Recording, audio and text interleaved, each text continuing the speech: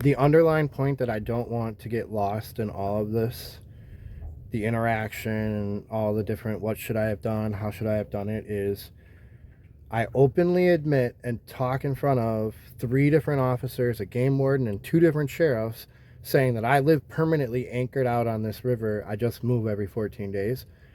And none of them even thought twice about it or mentioned it or said that it was wrong or even talked about it like it was anything other than cool or something that they would want to do in the future.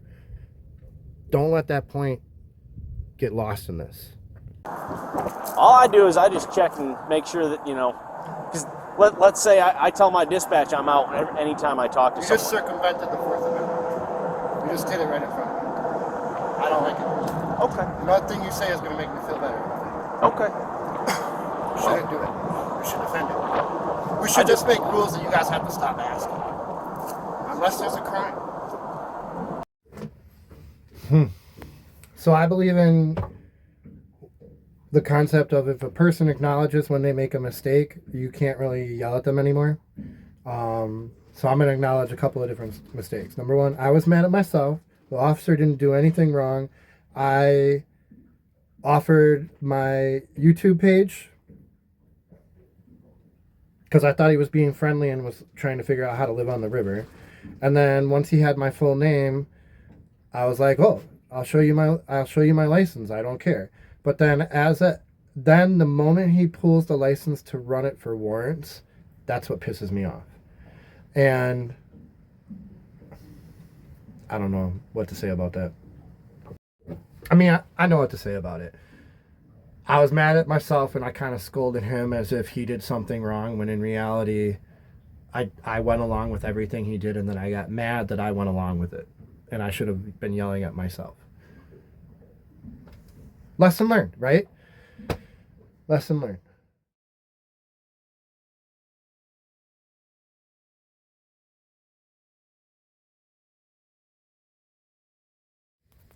There's 2 things that kind of collide in this video. The number 1 worry of people when they're nomadic and moving on public lands, of that dreaded knock of a police officer telling you gotta go. And a lot of people don't understand, when you're on a houseboat, you don't have a choice on whether or not a police officer comes in or boards you. So once you move onto water, that whole stay out of my house unless you have a warrant thing goes out the window. So that's a huge change. In not everyone lives in America who watches this video, but that is a huge change in having a boat versus like an RV or even a tent. Okay, you have rights when you're in a tent that you don't have when you're in a boat, which is really kind of weird. However, I'm only prefacing that by saying, because I'm the owner of a boat, when a police officer or when the game warden comes up, there's very little pushback about me showing me my papers. I have to show my papers. When you're on land, you can kind of push back unless there's some bit of a crime. What I'm going to show you is 2 interactions. One really shouldn't count as evidence of how a game warden would treat a person. My game warden, when I first moved down here, he had his boat on my dock. So we would talk to each other like dock mates before I even took my boat out or even saw me on the water. We would talk to each other like, how's the weather? Is it raining today? Where are you going to go today? Stuff like that. So my interactions with him will show you how you can get, if you live in an area for a long time, how you can get to be with a game warden. But this is 4 years in of me knowing him and joking with him and stuff like that. So that doesn't count. The sheriff, I never met. He was also training another sheriff with him. So you'll see a couple of different things in that video. Number 1, if you're ever worried about me being mugged or me getting beat up and stuff being taken from me, watch how River reacts when these guys walk up to me. Number 2, I got mad at myself in the video, and you're going to see a side of me that you don't typically see, where I'm actually kind of obviously perturbed and I talk over a person. I was mad at myself for not reading the situation right. I was also mad at myself for kind of setting in that that thought where, oh, I have the right paperwork, I'll show it to you, because that's how boating is. So that was all coming together all at once. The other thing is, my last problem I had with a ranger was one ranger writing a bunch of paper notes in a paper that got forwarded to another ranger 7 days later. That new ranger coming up and assuming what was written about me was true, when all of it was a misunderstanding. When I looked for the body camera here, I asked for what the police officer wrote down, and anywhere my name was used, so I got that document too. It's interesting to see what the cop wrote, because it shows me why they contacted me, and it shows me what they think about me after the interaction and what they show other people on their shift. So we'll show that too. Yeah, let's take a look at those. The first 30 seconds of most body cameras is backlayed, meaning when he gets out of the car, he's going to hit the button and then it's going to go back 30 seconds, but there's no audio. I got this just by sending an email to the city. The city forwarded it over to the sheriff department, and within 3 hours of me sending the email, I got this back with no cost emailed to me with a couple other documents as well that we'll go over. Pond bottom on I-40.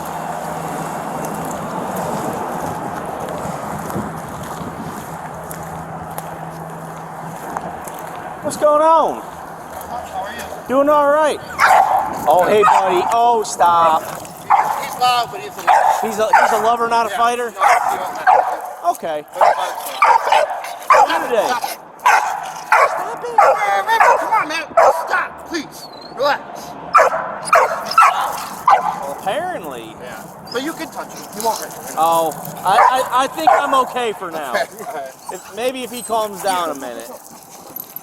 I was wondering, we're down here. I don't come down here too often. I'm like, I've never seen another person down here before. Really? Yeah. I can only bring him here in the mornings. Otherwise, there's people fishing. Really? Yeah. Where do you bring him from? Where am I coming from? Yeah. I live on the river on a houseboat. Oh, okay. I just move around every 14 days. Oh, the TVA? Yep. Fair enough. But I have a marina slip. Over at Cuba Landing? Yeah. I keep a different boat. I mean, you got the houseboat, you might as well enjoy it, right? Yeah, right. So, well, cool. Where are you currently based at? You know Possum Creek on that side?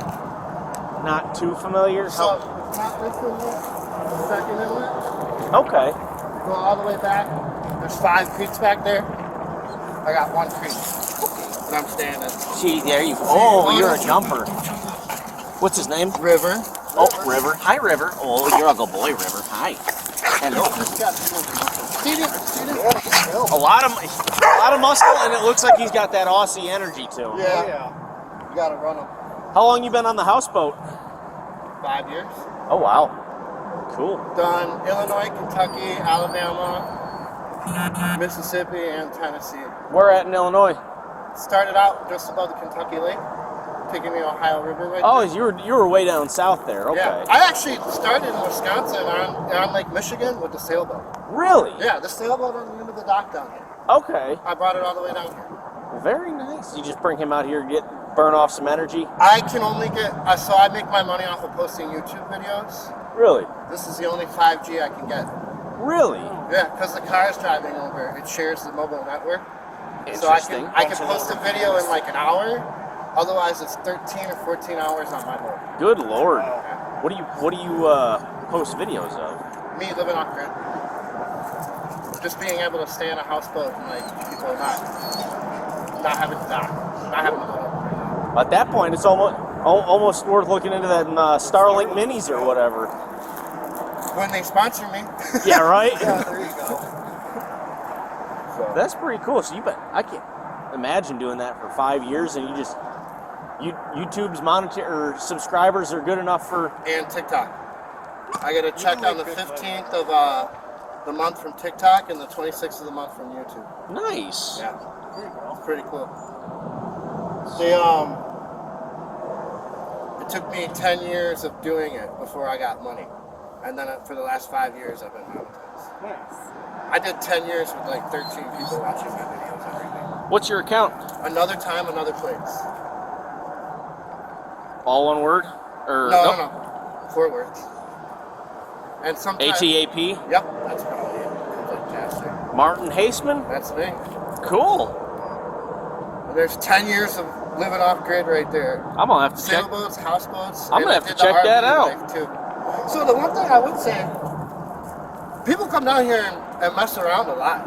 Like if on this side, I don't know if you guys go on that side too. No, that's Benton County. I definitely saw there's some Jeep trails back there. Yeah. But, well, I mean, I don't even mind the ATV, but people come down here and they'll do a bonfire and they'll leave just stuff. oh, the trash! I can't stand that.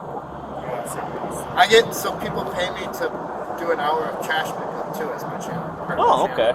So like when they do super things, it's $10. And I do an hour with the pickup and I put it in the next video and then throw it out. Well, that's pretty cool. Yeah, it's pretty cool. How long have you been in Tennessee that whole 5 years, or is that? No. I move around. Okay. So I've probably been here since the last flood. 2 floods ago? In 21? No, the last 2 weeks ago. 3 Oh, weeks ago, okay. Where I had to go back into this creek just to find a hill to even come anywhere near because everything was underwater. It's pretty cool. Code 4. Nice. So where do you have an ID out of Tennessee or no? Where do you have Wisconsin? Do you want to run my ID? Yeah, you got one on you just so I can document that I spoke with you. That's pretty cool. I'll be honest with you, I typically wouldn't give it to people unless I've done some kind of crime or something, but I'll give it to you because you guys are nice and you already know my name from my channel. So yeah, no, that's fair. And like I said, this is more of just that way we document who we've got. But who we have I'm a contact. strong Fourth Amendment. I shouldn't give it unless you suspect me of a crime, but you already know my name. I appreciate that. 118. I've got a DL out of Wisconsin. You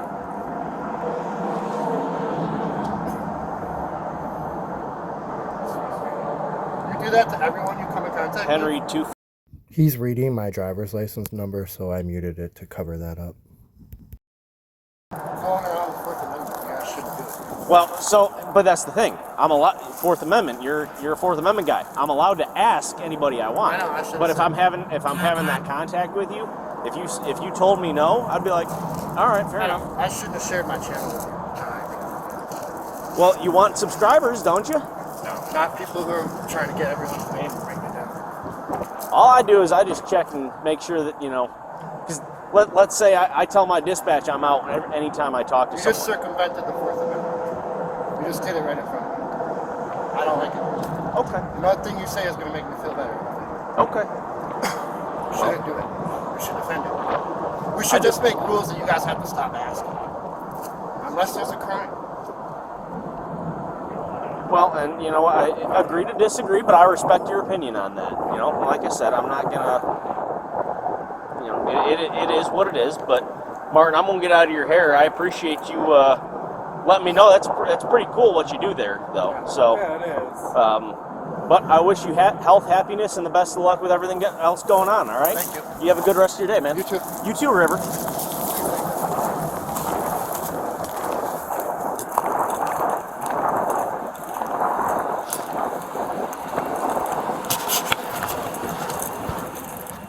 Look at River's getting in trouble.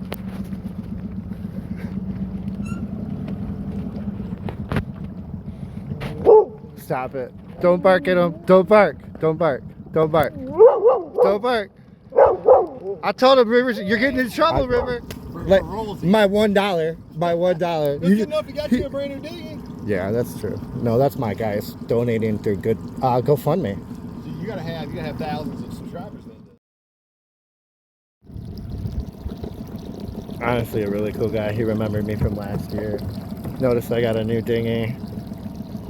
Very cool guy. And he's never checked the registration on the houseboat. Probably because it's filed here. The only boat that I have with Tennessee registration is the houseboat. Actually can pull that up on my name. But he's never come. He's come up to the houseboat to get my paperwork for the dinghy, and that was it. Here's the paperwork that the sheriff wrote about me.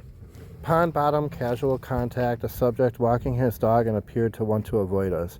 Found to be Martin Haseman, who lives on a houseboat and moves around every 14 days. Subject is a Fourth Amendment auditor type, but did not appear involved in illicit activity. Basically, what I take from this paperwork is, rather than walking away from them to put my dog on a leash, if I would have just waved to them, they wouldn't have maybe thought I was trying to avoid them, is maybe the only thing I can take from that. And then everyone that I see that says something about, oh, he's a Fourth Amendment auditor type, I don't even know why they think that. I think that they should just assume everybody knows all the amendments and everyone should follow them. I don't know. But it is what it is. That's not really part of this. That's not really... When I watch YouTube... Come here. When I watch YouTube, River! I'm worried. I'm going to show you guys. The snakes are out. And they're on that island over there. They're on this island over here. They're everywhere. So I'm trying to keep them away from going in the forest. Anyways, I don't want to get off track. I want you guys to know that, yes, there is a game warden who knows about my YouTube channel, knows where I live, and knows that I've been doing this for years, and just doesn't care about my houseboat being here at all. Then there's a sheriff where I say openly, oh, I've been out here on this river for 5 years. I just move around every 14 days. And his response was, oh, with the TVA? Well, that's cool. I can't believe you can do that long. That's awesome. So the concept of thinking that cops are going to come get me or that it's illegal to be out here, it's just, you're wrong, you're wrong, you're wrong, you're wrong. It's not. Anyone can come out here and do what I'm doing and be perfectly fine doing it. And I remember being so worried the first few times I saw a game warden and I was pulled up next to an island. You've seen videos where I'm like, oh, they're watching me. I got worried about it. That goes away every time you interact with them and nothing bad goes wrong. It's like desensitizes you to it to the point where you finally just act like they're driving down the street in your neighborhood and you're in your front yard and you're waving to the cop for driving by and you're glad they're looking out for the neighborhood, right? That's exactly what it turns into after a few years of being on the water in your mind, right? I understand from the RV and from moving on the boat and being out here, that fear when you see them. I get it. And my dog's always going to react to it and bark. But after a while, it goes away and you start to joke with them and this and that. And it never ends up being a problem. The people who have the problem and go to court and have to argue are, again, people whose motors don't work and they want to stay in the same exact spot and use that public space permanently as their own. I don't agree with that. I think everyone should move on. And 2 weeks from now, someone could put their boat right here. That's what public means. Someone else could use it at some point. Same thing as a picnic table at a park. You might get there first. You get to use it all day. Tomorrow, if someone else gets there before you, they get to use it all day. It's everybody first come, first serve, and then use it for a reasonable amount of time. That's what public is. People who try to stay in one spot, they're not me, and I don't really have that. I don't really agree with their argument, to tell you the truth. So I guess that was a rant. I didn't want to turn this into a rant, but that was. I want to show you the snakes, and then I also got some catfish that I want to show you that I cut up into 3 different meals. It's pretty awesome. Let's check that out. That is Jimmy Lindsay. I've done a couple episodes with him. He's a friend of mine who's a commercial fisherman. He's been supporting his family since 1987 on this leg of the river, pretty much collecting anything he can sell. He is giving me 2 filleted fish and everything with them gutted too, because River is going to eat the rest of it. So dog food and people food for a couple of days. Now he's headed home basically to fillet a bunch of fish and prep a bunch of fish so he can actually sell it out of his home. It's pretty cool. And every time I see him, he stops and either offers me fish or offers me advice on where to go.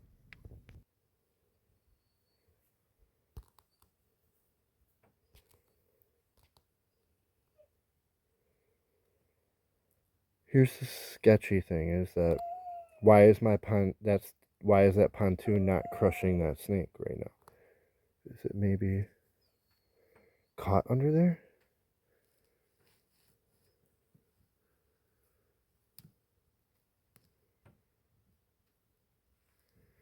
I mean, I'm not going to try to save a cottonmouth, I don't think. Look how big it is. I think it's caught under there. Okay, so it moved. It's not stuck under there. It moved.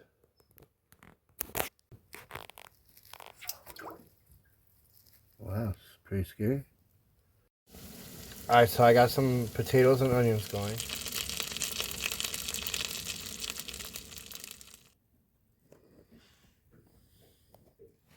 So River has been eating the complete fish, full fish, for about a year now. Anytime skipjack is caught or anytime we come across a fish that I'm not going to eat or... I love how happy he is when he gets a fish to eat. He's like... Alright, here, awesome. Alright, so this is the second day of the 2 fillet catfish that my buddy gave me. I'm going to cut these up into cubes, fry them, and then I'm going to make some fish tacos out of them. Yesterday I made potatoes, onions, and basically fried fish, and then I covered it all in barbecue sauce, and it was awesome. It's in the refrigerator, so it's cold. As it gets warmer, she'll actually bite right into it. And then River is a quarter of the way done with his. He's a good dog. It's really windy out, but it's 80 degrees, so it's like the wind feels really good. For the first time in months, the wind feels really good. Look at him, he just rips off a chunk and chews it down. And then he won't eat any dinner out of his food bowl tonight. It just makes his dinner last longer, like his dog food last longer. As soon as it hit the land, I'm trying not to let my dog know that I notice it. I got my hand on his collar. As soon as it came to land, and it was obvious that... I don't know the best way I'm trying to say this. Basically, the thing didn't even make it to land before it caught my eye, and I knew that there was a venomous snake on my island, right? So just naturally, I look left and right all the time, just like how you look in your mirrors in your car or what have you, and my eyes affixate to stick type things or, you know, things that look like they're a snake. And that snake is very obvious right there. So I'm trying to zoom in, but I want to hold my dog too, because once he realizes it's there, he's going to go nuts. Now I have, in my experience, what I have seen is the more you mess with them, the more curious they are about the situation and where they're at. And they, essentially, if you just leave them alone and let them go about their business, they're going to go on the land and sleep overnight or hide from the sun. And then they're going to go out to water, and then they're going to hunt for that little twilight time in the morning and at night, right before the sun goes up and down. They're going to run along the shoreline. And in between that, pretty much you have to step on them to get in trouble. And they don't come up to you. Like if it's 80 degrees outside and sunny, it's not going to come up to me. Look at, he already knows. All right, I got to grab him. So my camera is going to make it seem like I'm getting kind of close to the snake, but I'm not going to get very close to it at all. I'm just going to... I'm gonna back away. This is still zoomed in, so just so you know. I'm gonna see what kind of snake it is.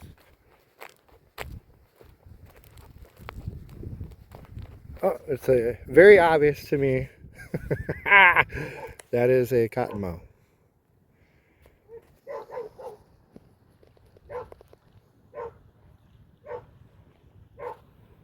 I'm going to leave it alone, but I wanted to get a shot of what it was to make sure I knew that it was venomous.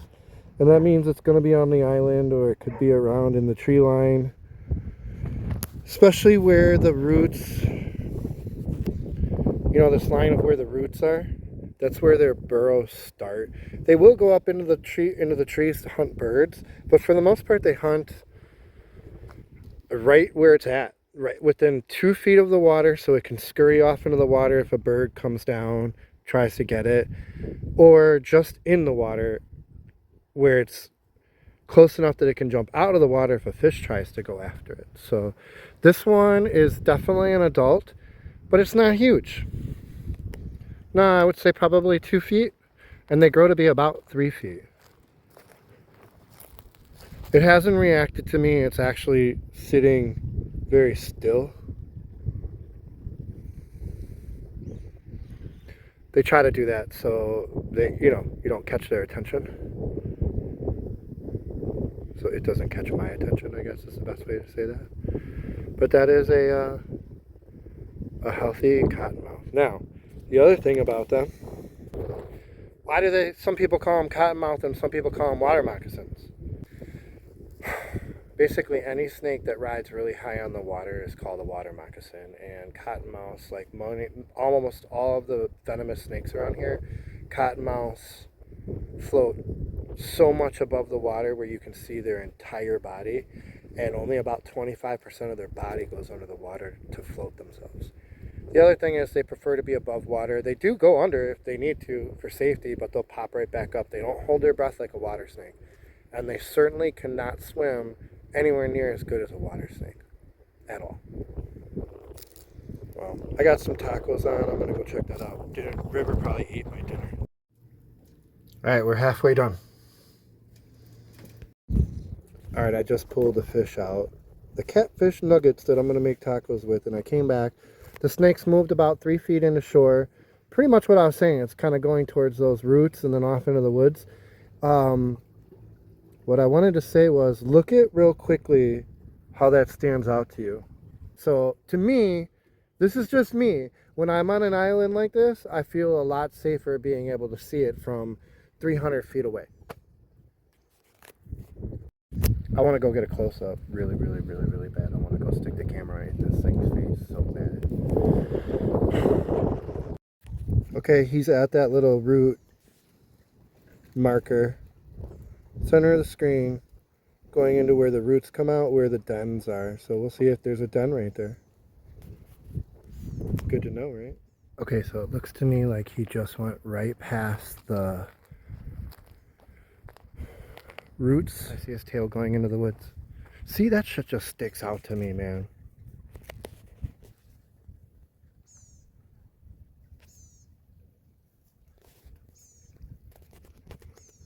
Maybe I shouldn't talk so confidently about that. But yeah, he's drying off right there, so his color's changed to brown already. He's not as black. I want to get down so you can see his head, but I don't want to disturb him, so I'm trying not to move very much.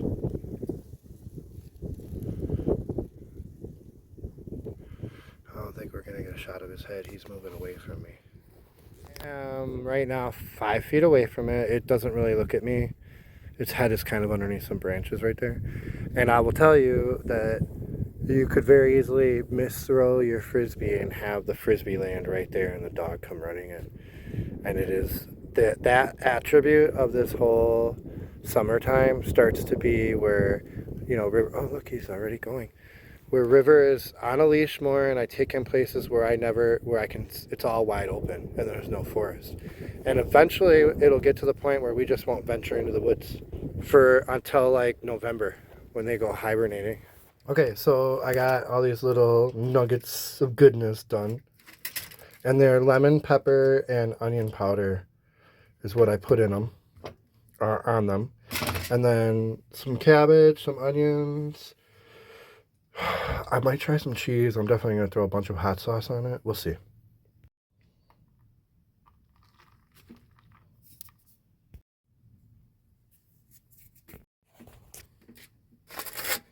Wrap it up.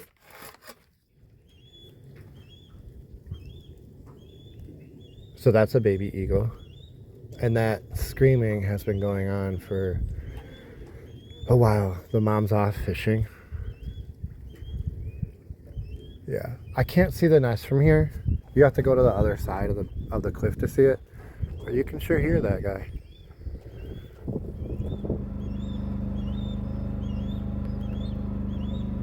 I feel like that's an osprey. Just caught a fish and he's happy about it, but no. Nope, it's the bald eagle that caught a fish. He's coming back to the kids.